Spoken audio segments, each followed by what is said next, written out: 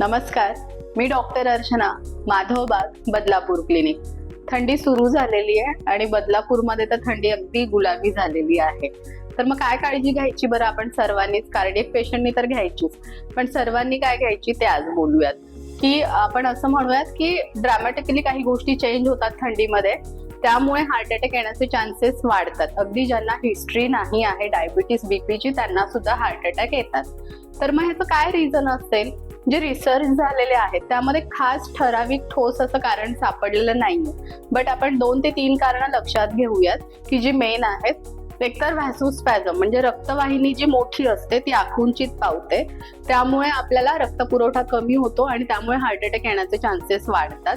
दुसरी गोष्ट, थंडीमध्ये स्ट्रेस हार्मोन्स बऱ्यापैकी वाढतात शरीरामध्ये, त्यामुळे काय होतं, जो प्लाक असतो आधीचाच साठलेला जो ब्लॉकेज आहे तो कधी कधी तिथून निखळतो आणि पुढे जाऊन तो कुठेतरी हार्ट अटॅक मध्ये रूपांतरित होऊ शकतो.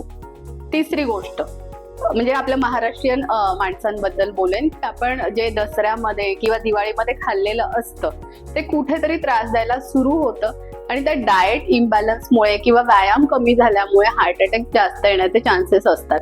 तर येस, स्वतःची काळजी घ्या आणि घरच्यांची पण काळजी घ्या. थँक्यू.